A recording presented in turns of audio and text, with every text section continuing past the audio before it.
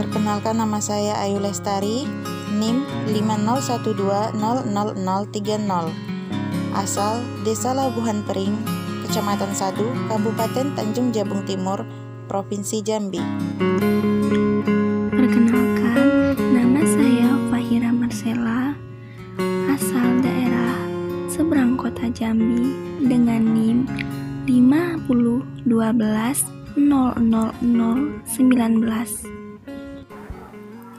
Perkenalkan, nama saya Nur Akilah, asal Simbur Naik, Tanjung Jabung Timur, Jambi, NIM 5012000014. Perkenalkan, nama saya Azuratul Nisa, asal Tanjung Jabung Barat, NIM 50000011. Perkenalkan, nama saya Rizkina Martina, asal Tebing Tinggi, Tanjung Jabung Barat, Jambi, NIM 5012000012.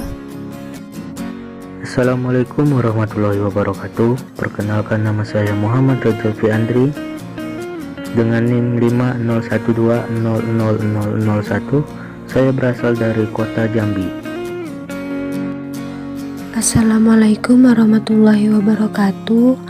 Perkenalkan, nama saya Sonali Dwi Sri Anjani, asal dari Kebun Jeruk, kota Jambi, NIM 5012000023. Sejarah awal penyebaran Islam di kawasan Islam Arab.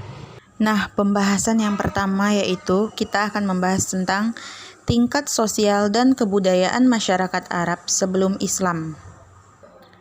Bangsa Arab ini mempunyai sejarah yang panjang. Mekkah pada zaman kuno, penduduk Arabia Selatan umumnya adalah pedagang karena terletak di garis lalu lintas perdagangan di wilayah sekitar Laut Tengah, Afrika Utara, Armenia, Arabia, dan Irania. Agama penduduk Arab waktu itu terkenal dengan ritual penyembahan terhadap berhala atau yang disebut dengan paganisme. Mereka menyembah berhala pada mulanya hanya ketika orang-orang Arab tersebut hendak melakukan perjalanan keluar kota Mekkah.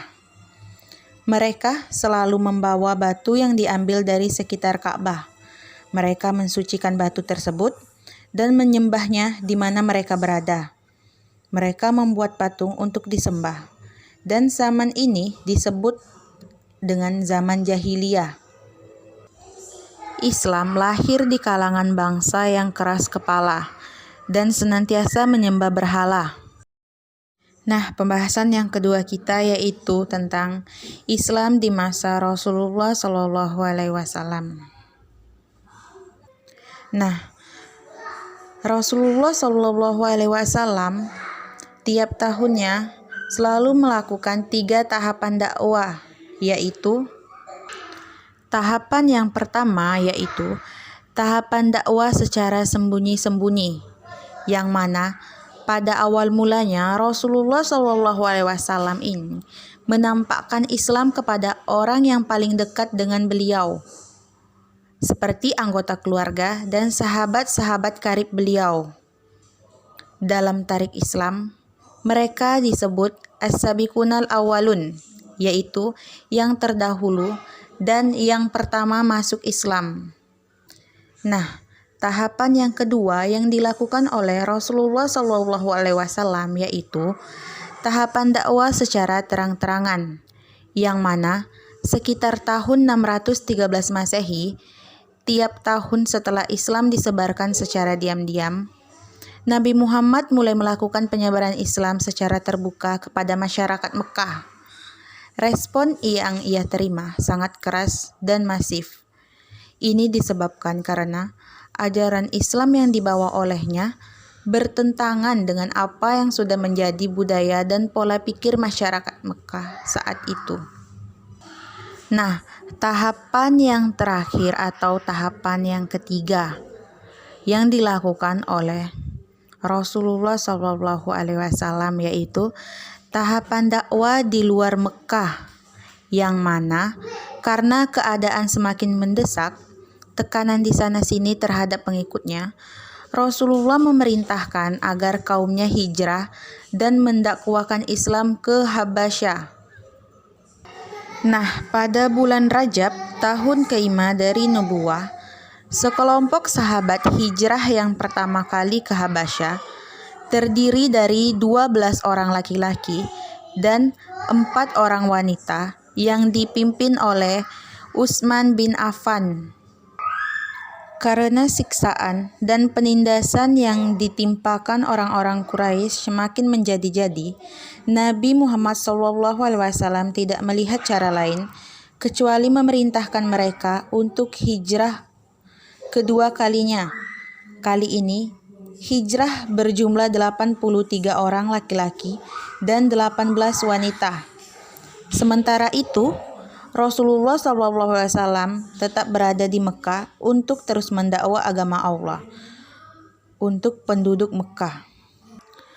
Pada akhirnya, perjuangan Nabi Muhammad SAW membuahkan hasil, yaitu berkembangnya Islam dengan pesat, tidak hanya di Madinah, bahkan di Mekah juga, yang mana ditandai dengan peristiwa Fathul Mekah. Kondisi seperti ini berlangsung hingga masa Khulafaur Rasyidin memegang roda pemerintahan di Madinah. Islam di masa Khulafaur Rasyidin. Islam berkembang di Arab Saudi tidak lepas dari jasa sahabat Rasulullah. Mereka telah berjuang demi penegakan agama Allah. Setelah Rasulullah wafat, kepemimpinan umat Islam dipercaya kepada Khulafaur Rasyidin. Khulafaur Rasyidin berarti para pemimpin yang mendapatkan petunjuk. Mereka terdiri dari Abu Bakar As-Siddiq, Umar bin Khattab, Utsman bin Affan, dan Ali bin Abi Thalib. Masa pemerintahan Khulafaur Rasyidin merupakan masa yang penting dalam perjalanan Islam. Mereka telah mampu menyelamatkan umat Islam dan meletakkan dasar-dasar kehidupan bagi keagungan agama Islam dan umatnya. Dalam perjalanannya, selain melakukan ekspansi wilayah keluar Jazirah Arab, kepemimpinan Khulafaur Rasyidin juga konsen dalam bidang pendidikan. Nah, dalam era global ini, kita harus mengetahui secara detail tentang pendidikan Islam pada masa Khulafaur Rasyidin. Pendidikan Islam pada masa Khulafaur Rasyidin terdiri dari 4. Yang pertama, pola pendidikan Islam pada masa Khalifah Abu Bakar As-Siddiq 11-13 Hijriyah atau 632-634 Masehi. Setelah Nabi wafat, pemimpin umat Islam adalah Abu Bakar As-Siddiq, yaitu sebagai khalifah. Khalifah itu adalah pemimpin yang diangkat setelah Nabi wafat untuk menggantikan Nabi dan melanjutkan tugas-tugas sebagai pemimpin dan pemerintah agama. Pada awal pemerintahannya, digoncang oleh pemberontakan dari orang-orang murtad, orang yang mengaku Nabi, dan orang yang tidak mau membayar zakat. Oleh karena itu, Abu Bakar As-Siddiq memutuskan untuk memerangi pemberontak yang dapat mengacaukan keamanan dan dapat mempengaruhi orang-orang Islam yang masih lemah imannya untuk menyimpang dari agama Islam. Dengan demikian, dikirimlah pemberontak dari Yamah. Dalam penumpasan ini, banyak umat Islam yang gugur terdiri dari sahabat Rasulullah dan penghafal Al-Quran, sehingga mengurangi jumlah sahabat yang hafal Al-Quran. Pola pendidikan pada masa Abu Bakar masih sama seperti pada masa Nabi, baik dari strategi maupun materi. Terdiri dari pendidikan keimanan, pendidikan akhlak, pendidikan ibadah, kesehatan. Pendidikan keimanan itu, kita menanamkan bahwa satu-satunya yang wajib disembah adalah Allah. Pendidikan akhlak, seperti adab masuk orang rumah, sopan santun bertetangga, dan bergaul dalam masyarakat. pendidikan ibadah seperti melaksanakan puasa, sholat, dan haji, kesehatan, tentang kebersihan, gerak-gerik dalam sholat merupakan didikan untuk memperkuat jasmani dan rohani. Yang ketiga, pola pendidikan Islam pada masa Khalifah Utsman bin Affan 23 sampai 35 Hijriah atau 644 sampai 656 Masehi. Nama lengkapnya adalah Utsman ibnu Abil Asy ibnu Umayyah. Beliau masuk Islam atas dasar seruan Abu Bakar Asy-Siddiq. Utsman bin Affan adalah termasuk saudagar besar kaya dan sangat pemurah kekayaannya untuk kepentingan umat Islam. Pada masa Khalifah Utsman bin Affan, pelaksanaan pendidikan Islam tidak jauh berbeda dengan masa sebelumnya. Pendidikan di masa ini hanya melanjutkan apa yang ada, namun hanya sedikit terjadi perubahan yang mewarnai pendidikan Islam. Proses pelaksanaan pola pendidikan pada masa Utsman ini lebih ringan dan lebih mudah dijangkau oleh peserta didik yang ingin menuntun dan belajar Islam dari segi pusat pendidikan yang lebih banyak. Sebab pada masa ini para sahabat bisa memilih tempat yang mereka inginkan untuk memberikan pendidikan kepada masyarakat. Nah, ada 3 fase dalam pendidikan dan pengajaran yang berlaku pada masa Utsman ibnu Affan, yaitu fase pembinaan, fase pendidikan, dan fase pelajaran. Fase pembinaan dimaksudkan untuk memberikan kesempatan agar yang terdidik dapat memperoleh kemantapan iman. Sedangkan fase pendidikan ditekankan pada ilmu-ilmu praktis dengan maksud agar mereka dapat segera mengamalkan ajaran dan tuntutan agama dengan sebaik-baiknya dalam kehidupan sehari-hari. Yang terakhir, fase pelajaran yang diberikan untuk penunjang pemahaman terhadap Al-Quran dan hadis seperti bahasa Arab dengan tata bahasanya, menulis membaca, syair, dan peribahasa. Yang keempat, pola pendidikan Islam pada masa Khalifah Ali bin Abi Thalib 35 sampai 40 Hijriah atau 656 sampai 661 Masehi. Khalifah keempat, Khulafaur Rasyidin, juga sepupu dan sekaligus menantu Nabi Muhammad, adalah Ali ibnu Abi Thalib. Keturunan Bani Hashim ini lahir di Mekah tahun 603 Masehi. Dari kalangan remaja, ia adalah yang pertama masuk Islam. Nabi mengasuh Ali sejak umur 6 tahun dan pernah menyebutnya saudaraku dan ahli warisku.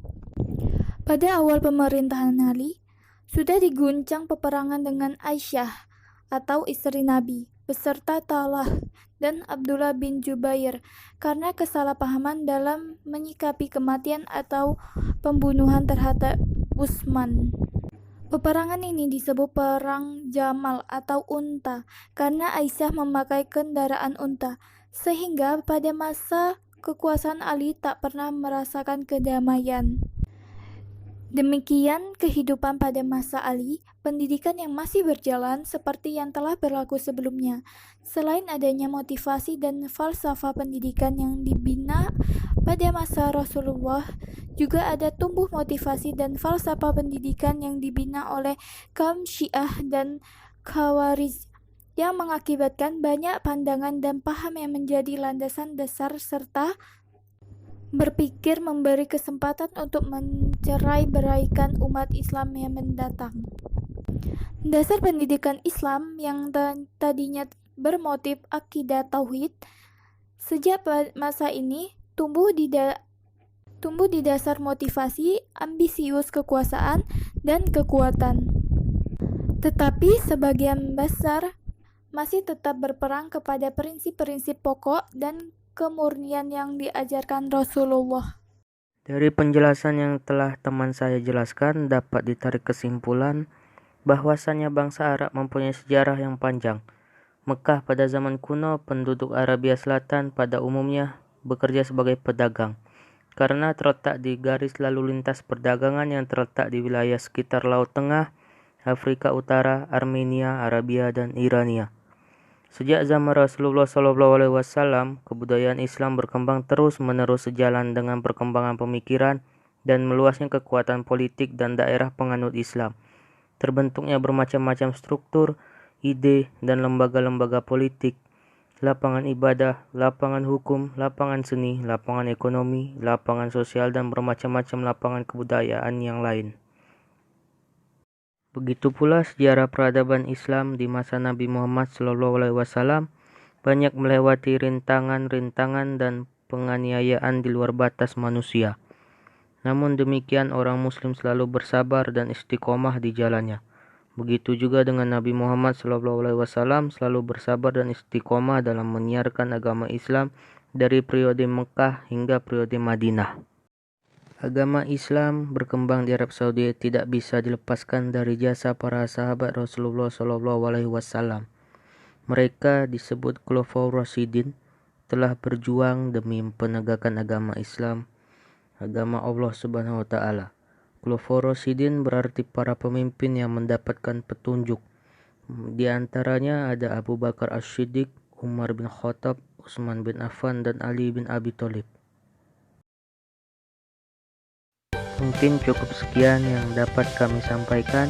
Kami berharap hasil presentasi yang kami berikan bisa bermanfaat untuk audiens.